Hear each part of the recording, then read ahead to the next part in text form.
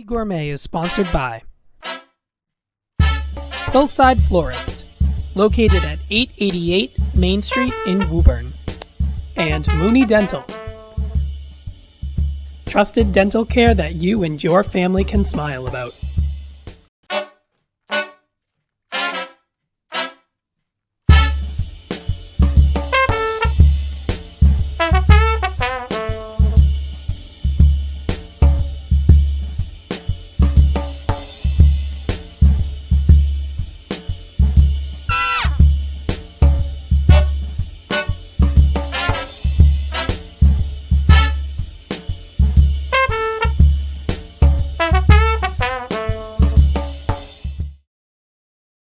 Hello everybody, welcome back to the Easy Gourmet. I'm your chef and host, Vinny Felici. Great to have you in my kitchen today. We got a couple of easy recipes, very easy recipes today. We're going to be Italian today. We're going to be doing a silky spinach and cannelloni bean soup that has ditalini in it. And then we're going to be doing a pork cutlet caprese. You could do this with chicken cutlet if you want. You could do it with beef cutlets if you want. You can do it with a vegetarian cutlet if you want. But we're going to do that caprese with that particular pork cutlet. So the first thing we want to do is we're going to be going back and forth at first with the two recipes. I want to get a little bit of onion and garlic going. I'm going to make a little bit of fresh tomato sauce, just a quick tomato sauce to put on the caprese. So we just want to dice up an onion. If anybody wants to say hello to the Easy Gourmet, it's WPMC easygourmet@gmail.com. So I have half an onion.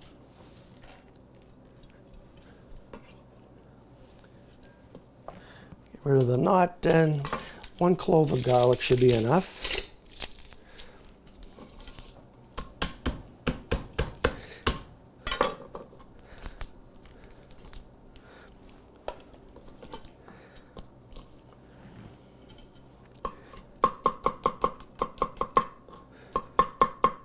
We may have a surprise guest today, but I'm not sure. I'm not gonna say who it is. They won't be assisting me. They're just gonna come on and say hi, but we'll see how it's going. Okay, so I got half an onion, half a small onion, 1 clove of garlic. And again, if the garlic bothers you, take that inner growth. If you take that, I know I've showed everybody on the show before, if you remove this little piece, that little growth, sometimes it's green, sometimes it's white, take that out, it mellows the garlic out. You're not going to lose any flavor, you're just going to get a little bit of mellowing, and that's the part that kind of repeats on some people. So anyway, let's go with just going to saute this slightly till I hear it shizzle. I'm just going to add a little salt to get this going, because the salt will sweat those vegetables and have the moisture come out and help them caramelize a little more. So we're just going to get a couple of tomatoes, any kind of tomatoes. You could even use sauce for this if you wanted to, some chopped canned tomatoes, but I'm just going to use these fresh tomatoes because I just happen to have them on hand.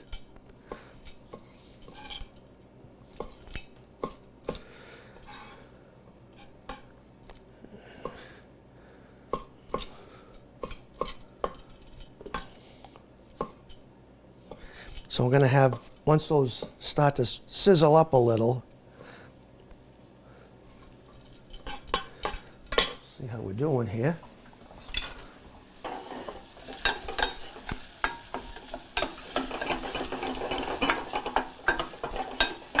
Do we need a light here? Just till they get a little translucent. I think on one show I said transparent. I meant translucent. Just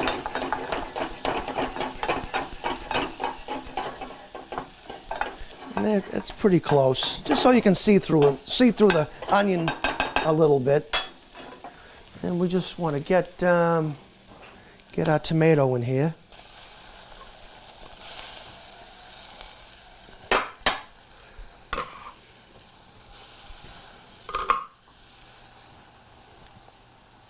I think I'm going to get one more tomato, one more.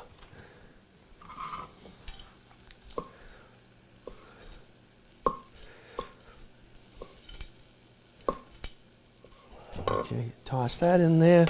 I got a little bit of fresh basil. I'm going to add some basil now, then I'm going to add some basil at the end.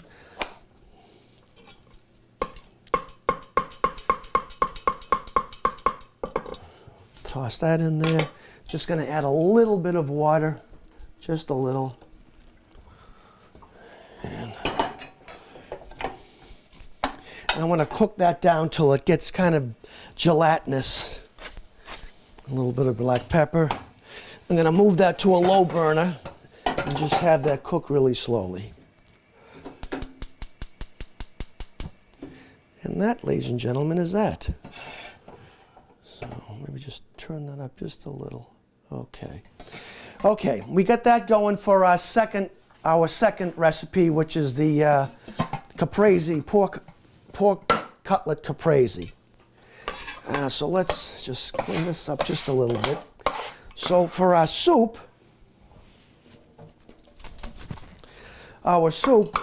we want an onion. I'm going to go with the whole onion this time.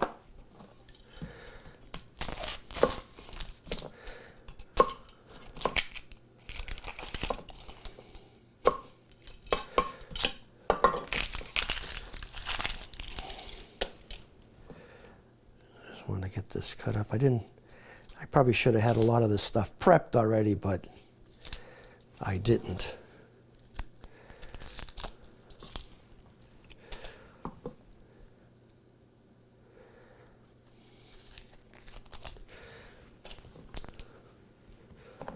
And we just want to, actually, all I'm going to do on this one, I think, is I'm not going to use little cubes. I'm going to leave the onion a little larger so I can have some texture in the soup.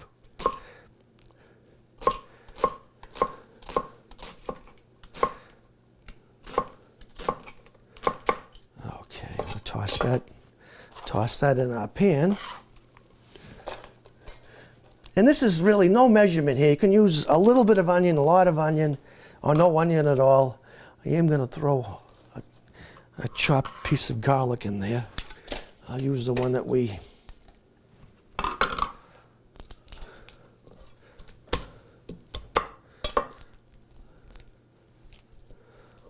just want to roughly cut that up.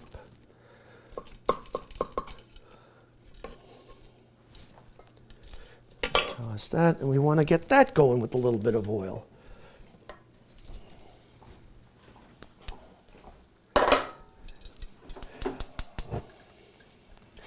About 4 or 5 or 6 tablespoons so the whole bottom gets covered. I want to get that going nice. Okay. And what's going to be going into this, once that gets a little translucent, we're going to add a little tomato paste to that. And we're going to add our cannelloni beans. I have 1 can of cannelloni beans. I want them rinsed. I don't want all that starchy water to be added to the soup. And I'm going to be adding some stock.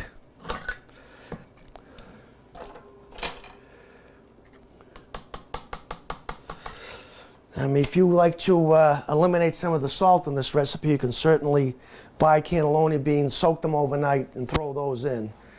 But this is one of those occasions where I'm not going to do that.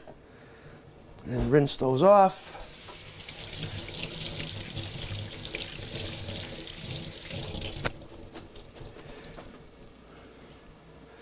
We'll just let those drain for a minute. And let's see how we're doing here.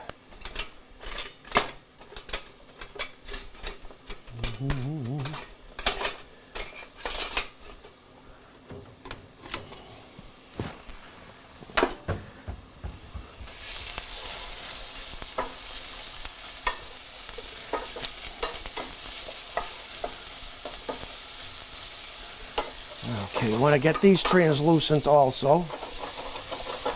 A little bit of salt.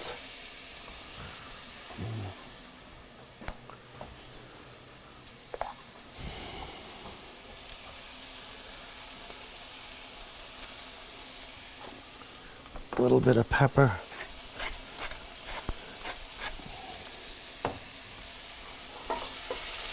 I find that if you're going to add pepper to something, it's good to add it at the beginning, because that way it has a chance to kind of break down. It won't be gritty when if you add it too close to the end.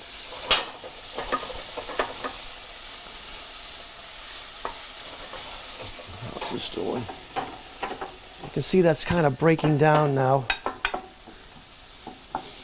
Oh, and this smells like really good. This would actually be good on ziti or some spaghetti or something like that. Once it cooks a little more.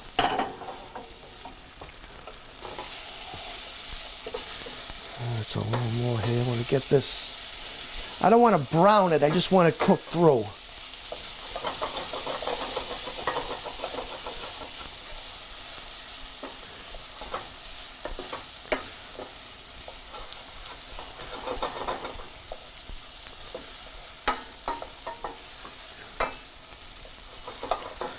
Okay, we'll get that going. And I have some tomato paste. I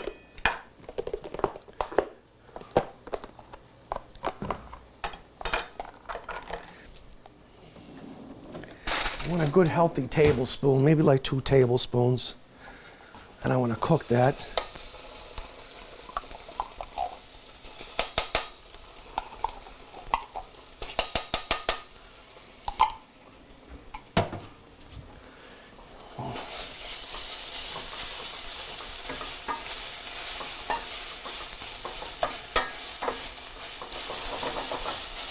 Get that rawness out of the tomato paste. That's what we're trying to accomplish here.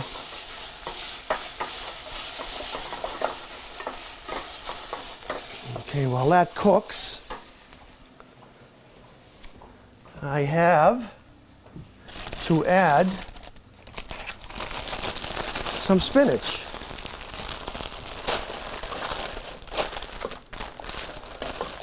This is a 10-ounce bag. I'm going to add maybe half of it. This is when I want to add it now, so it'll cook down with everything else that's in here.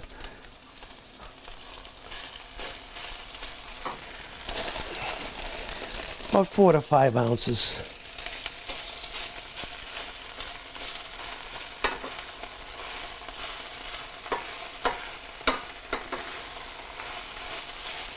It's a little cumbersome here trying to maneuver the spinach, but you just want to get it till it wilts down somewhat.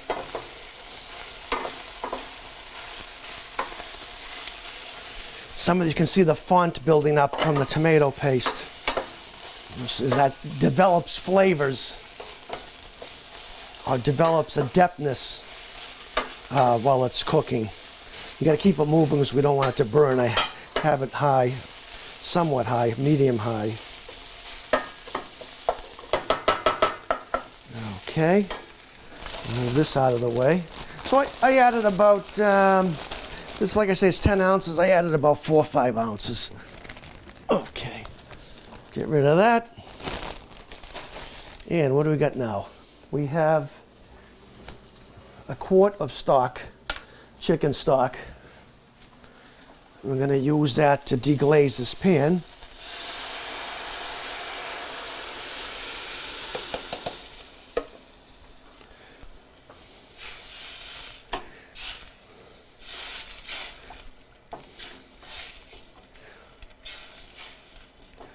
So you just want to go back and forth to bring up all those little bits. And our next ingredient is our beans.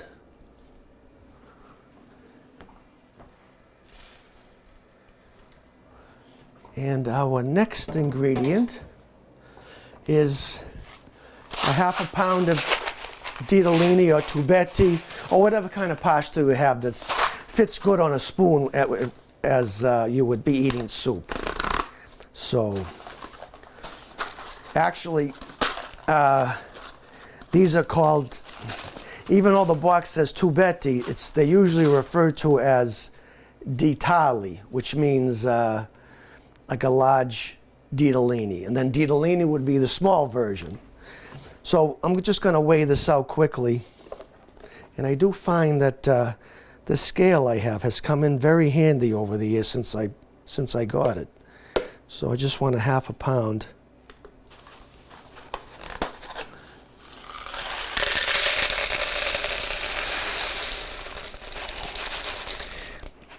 And that's it. That's a half a pound. And I'm going to toss that into our soup. I'm going to let this cook on low. And because we're not pre-cooking this pasta, this ditalini, we're tossing it right into our stock, and the starch is going to remain in the soup and give it a nice silky texture. I am keeping some stock on the side just in case it gets a little dry. I can add a little more stock. So I'm going to put this on this burner on low, and I'm going to cover it.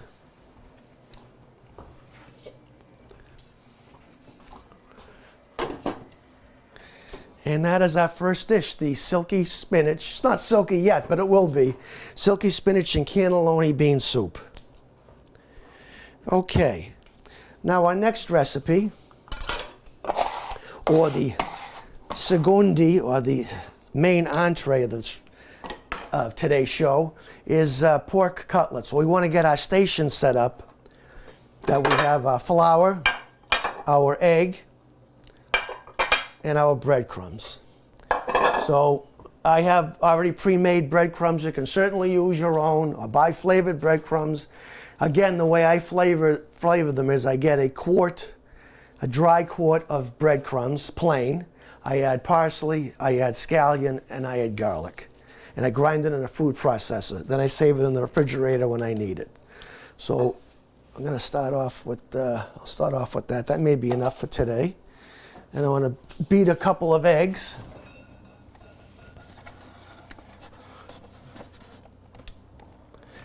I can get rid of this.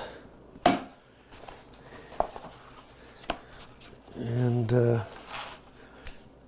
I saw somebody do this the other day. They did this.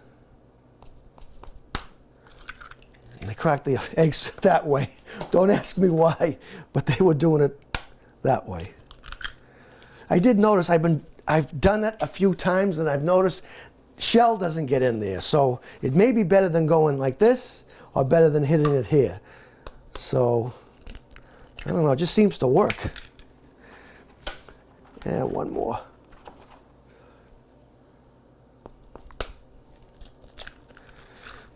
Okay, I got 4 eggs, that should be enough. And we'll just put this back. And I have pork tenderloin. That's what we're going to be using today, is tenderloin. But again, you can use chicken. You can use beef. Although, I don't know if people are really into, I am. I like beef cutlets, but not, I don't know if it's really how popular it is. They got chicken fried steak, but I guess they don't call it a cutlet.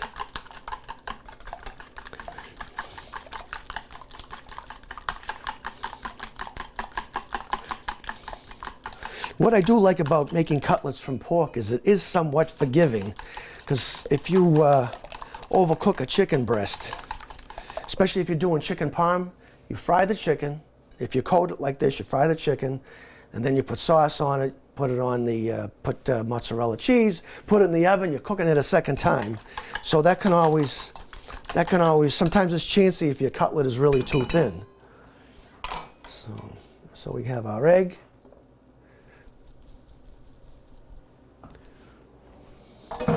I'm going to put a little bit of grated cheese in our bread mixture. You don't have to do this, but I'm going to. I'm using Romano cheese here.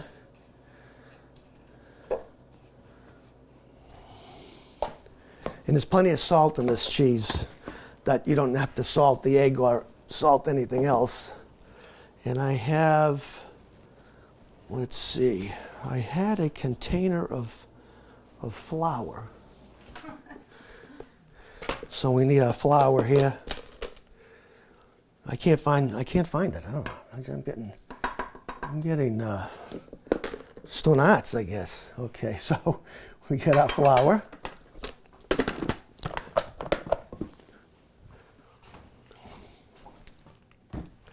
Now I want to cut this. I want to cut that pork up. So I'm just going to lay some plastic on the cutting board.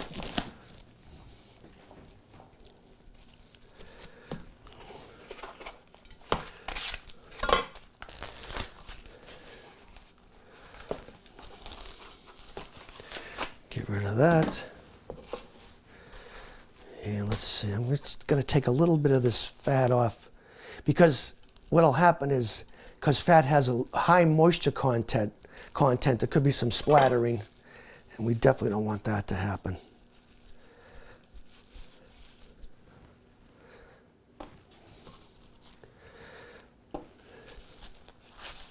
So I'm going to do that, I'm going to do that, then I'm going to somewhat fillet these a little bit.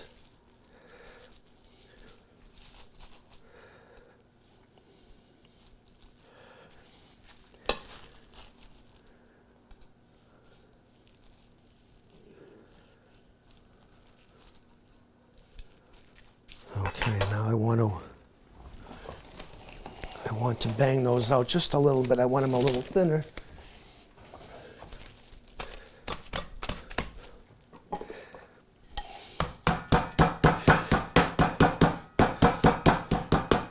That's one thing I don't have is a meat mallet. I should get one, because it's a little more even if.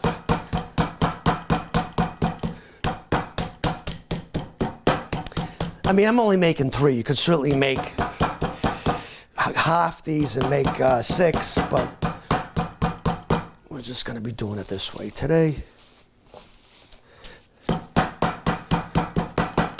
We want them to like a 1/4 of an inch.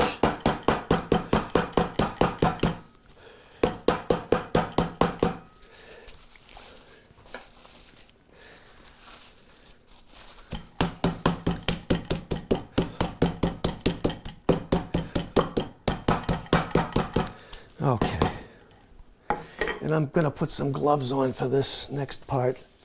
When I coat them, it gets a little messy.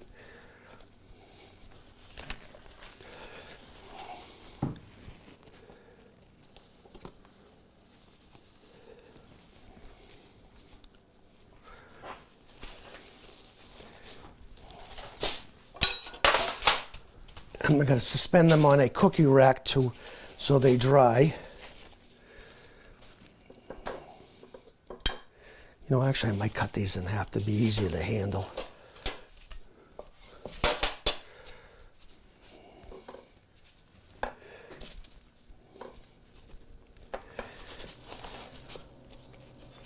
I tried doing this by mixing the flour with the egg, but it gets awfully messy and gummy. So you have to do it in the 3 stages. You don't necessarily have to use flour, but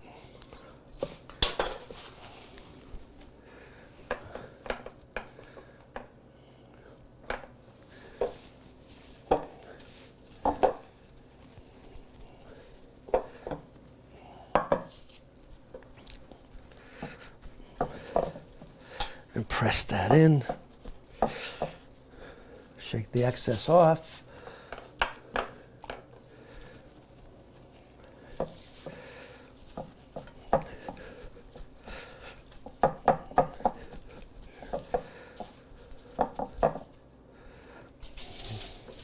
I don't like the double dip either.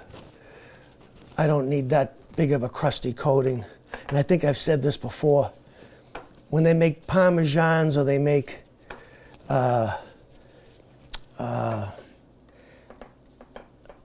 any kind of Parmesan in Italy, they do not bread coat them. They do it well, naked, I guess. I mean, they don't cook it naked, but I mean, they cook it without the egg and the breadcrumb coating.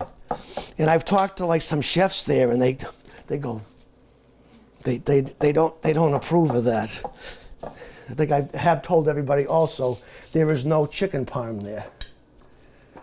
Veal, steak, and eggplant, but they don't have chicken parm. Chicken in Italy, mostly all up and down of Italy, is kind of looked at as if somebody isn't feeling well, then you make something out of chicken, like soup or maybe some grilled chicken because it's light, but they don't make Parmesan out of it.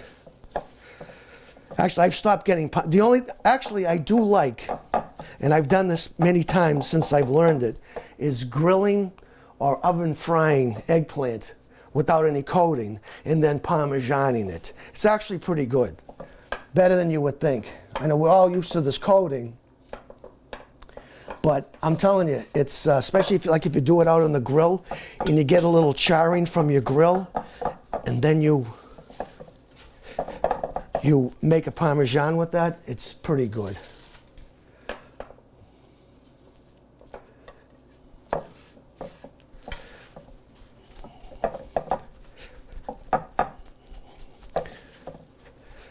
Okay, that's good.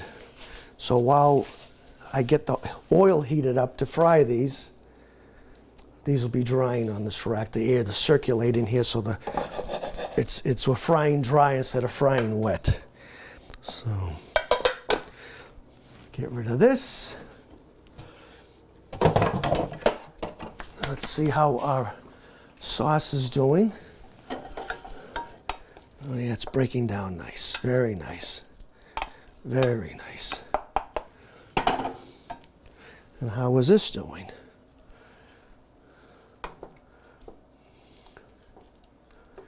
This is nice. Of course, I can feel it. I can feel it on the stirrer here that the pasta isn't ready, but that's okay. That is okay. I don't think we need to really add any more stock yet till the pasta starts to really absorb and expand. Okay, where are we here? So we're going to get our oil heated up here in our pan.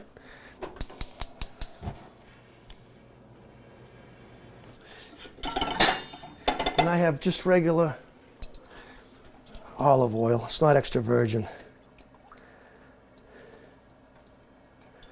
I want about a quarter to a half inch of oil.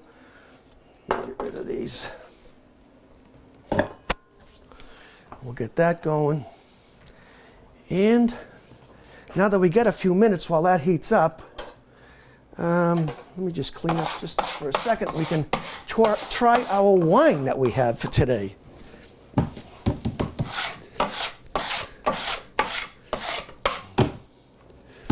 Okay, so what do we have? We have, you've probably seen these 19 crimes. And what I like about them is the stories on each bottle tell you that where these guys were arrested, they don't tell you the crime. They just say how, they'll tell you if it's heinous or not, but they don't tell you exactly what it is. And they sent them to penal colonies all around Europe. And the funny part of it is some of the stories you read, like there's been parts of Australia and places like that at that time in the 1800s that weren't really occupied and populated. But once they sent these people there to work in the area got built up. And that was just a funny thing how the whole cycle, I mean, they're sent there to serve a sentence, but then they actually helped the community build itself, which I thought was kind of interesting. There's many, there are some 19, this is a cab.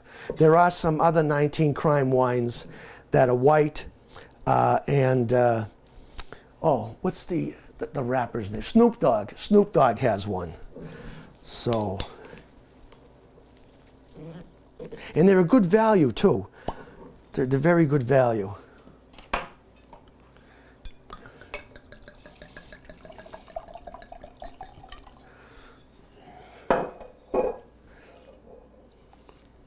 To all my viewers of the Easy Gourmet.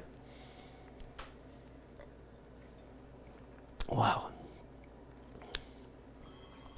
That's nice. Nicer than the last one I had. It was a 19 crime, and it was a blend.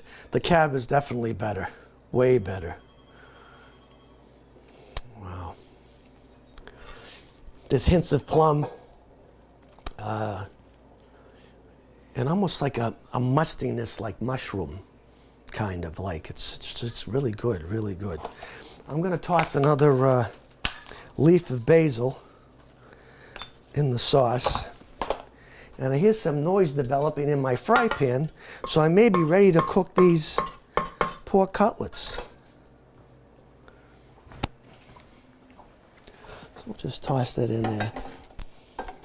Just a little fact here is, if you put the basil in too early, I put a little bit of early basil in, but if you really want it to flavor it a lot with basil, you have to put more in towards the end. Okay, this looks like it's ready. I'm going to have to go with the fan. Just give this a stir.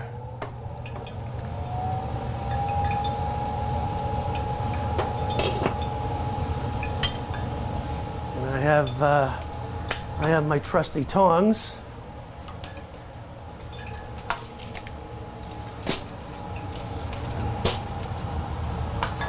I'm just going to take this. There's a lot of way. I mean, I could put a thermometer in here, but that's going. Another way is to do this. If the bottom of the spoon starts to fry, there's bubbles around it, that means it's ready also. So let's give this a shot here. Seems like it's okay. Yep, I think we're ready. Or semi-ready, yep.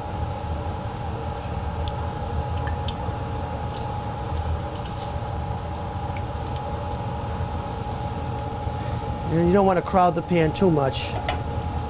So we'll go 3 and 3. I want to make sure this isn't too high because I want them to cook through somewhat. And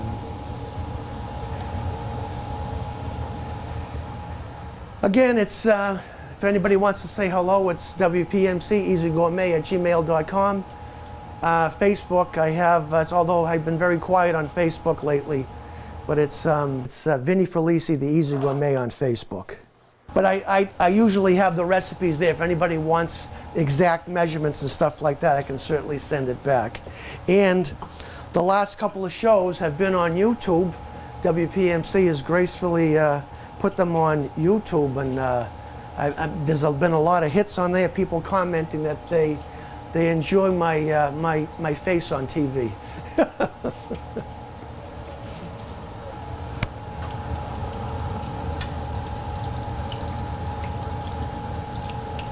So I'm just going to turn these.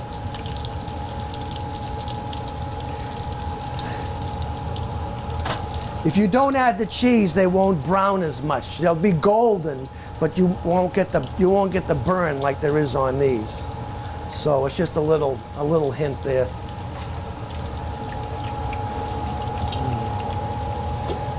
Just want to make sure nothing is sticking here. I'm going to take out one of the ditallinis and see where I think we're at. Oh, we're close. We're close. I'm going to add a little bit more stock to this because the pasta's cooked about halfway, and I don't really want it to be too thick, so I'm going to add another cup, just another cup of stock. You could use beef stock in this if you really want to juice it up a little, or vegetable stock. It's not as good with water. You need a stock. You need stock with this.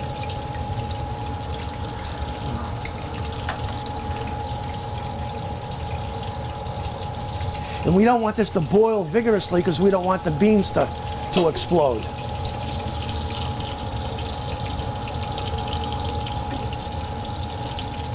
Okay, I think these are ready to come off.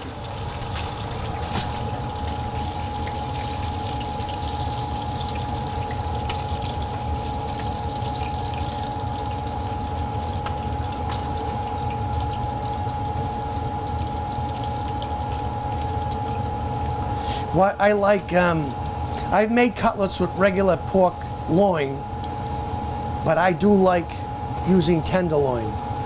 And our viewers probably don't remember, but I made a sandwich called the Iowa Skinny. It's a very popular sandwich out in the Midwest, and you do use pork tenderloin. But the breading is the square crackers. What are those? Saltines. Saltines mixed with a little bit of breadcrumbs, and so when you make the sandwich, you almost make it like a Cuban. There's other, like there's pickles on it, there's Swiss cheese, so that's their version of a Cuban, is they use a fried cutlet. And I did make that on the show about a couple of years ago.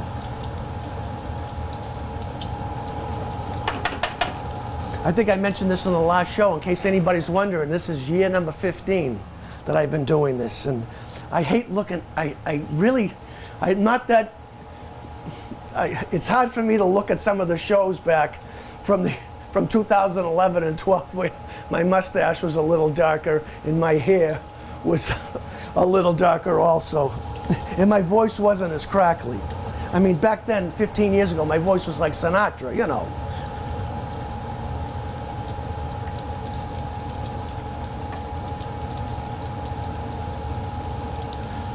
Okay, let's see how our sauce is doing here. Oh, nice, very nice. You can see that's broke down like into a jam. Oh, and it smells, it really smells good. So,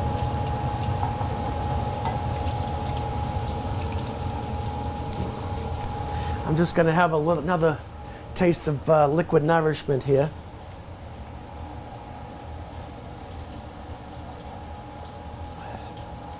Boy, that's better than, really better than I thought it was gonna be. Okay, where are we? I'm gonna take these off because I think we're ready.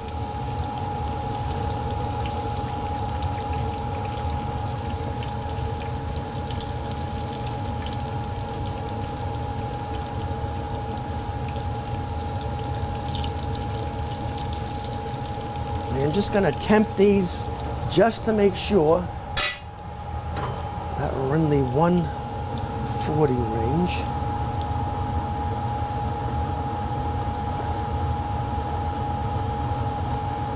Yep, we're all set there. We're all set there.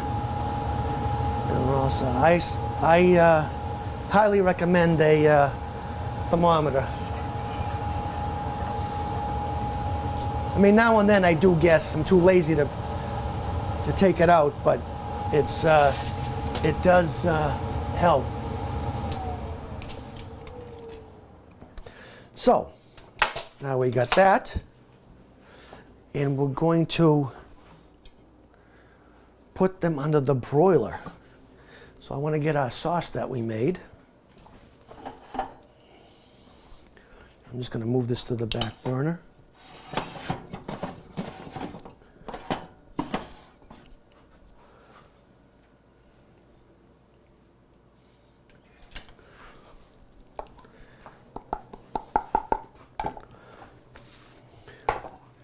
Let's get our broiler going. And we want a ladle.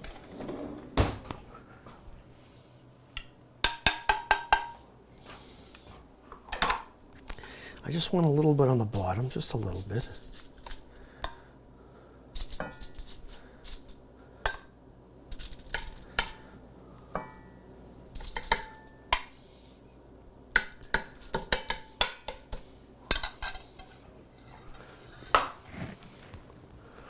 And my tongs are here.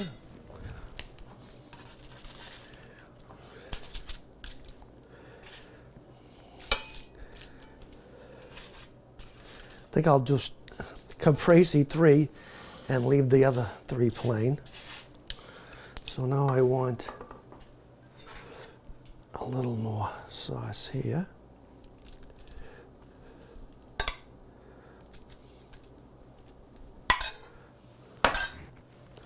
And I want some fresh mozzarella. I wanted to get some, actually and I don't like to get political, but I know I always say something, but since the tariff started, you can't get buffalo mozzarella in the suburbs. I have to get it in Boston. And I really like buffalo because it's made from buffalo milk. And when you buy the cheese ball, it's white on the outside. It's a gray, like slightly gray on the outside. But when you open it, it's white on the inside, and it just has a much more intense flavor than regular white. And if you don't even have either one of those, you could certainly, on this recipe, you could use mozzarella, regular mozzarella, shredded.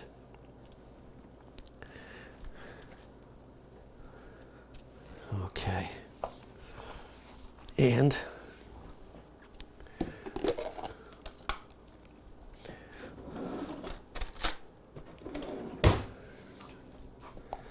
I have a little bit of pesto that I made.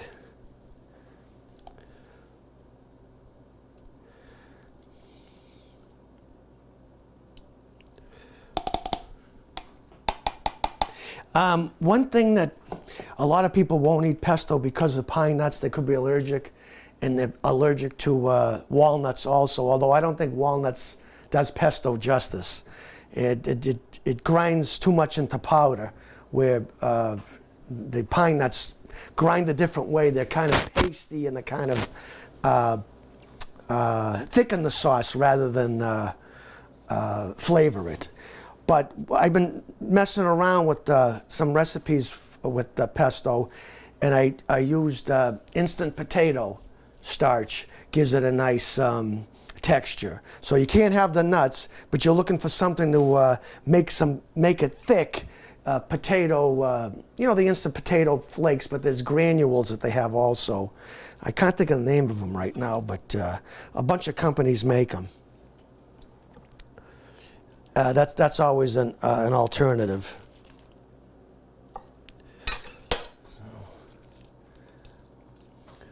So, maybe just a little bit more of this. Oh, maybe a little bit more pesto, a little bit more pesto.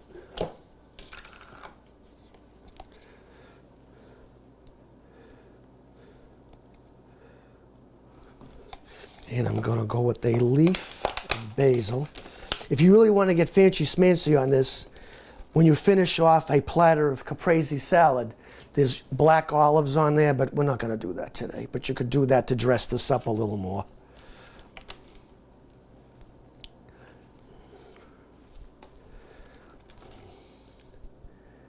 Okay, I'll put that off to the side.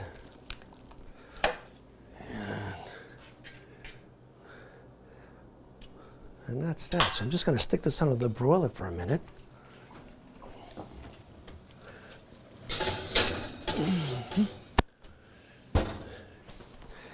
And that is going to be close to completion today.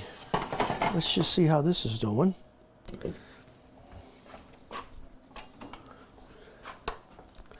Oh, you see how that's thickened up nice? What you could do here, if you wanted to, I'm not going to do that today. If you wanted to, you could throw a pat of butter in here to make it nice and really, really silky. So I'm just going to add, before I take that off the heat, I want to grind up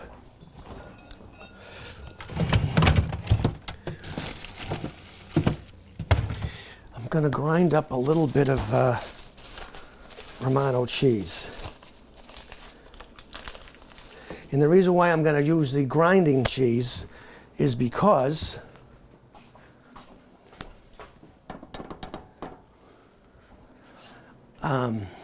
that cheese that's already ground that you buy ground is has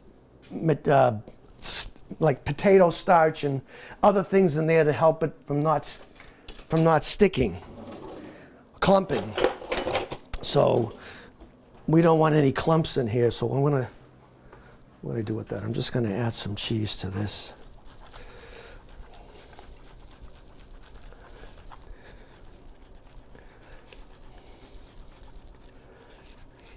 And I'm going to stir that in just to kind of make this just a little thicker. Where are we here?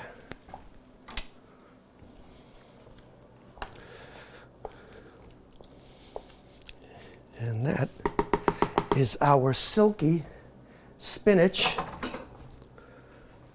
and cannelloni soup.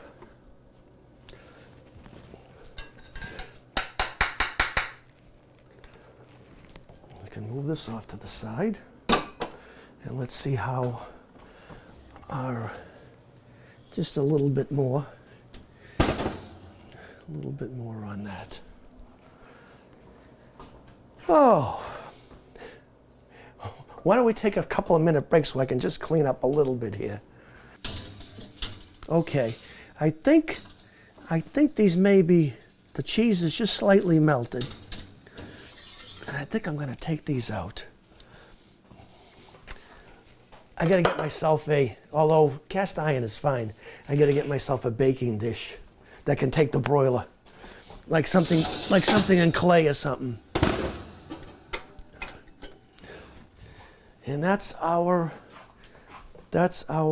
pork caprese. So what I want to do is just for a little garnish, because I didn't want to cook the end garnish.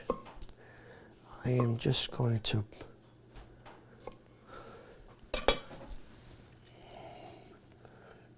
put a tomato on there. This is where you could put the olive on now, if you wanted to.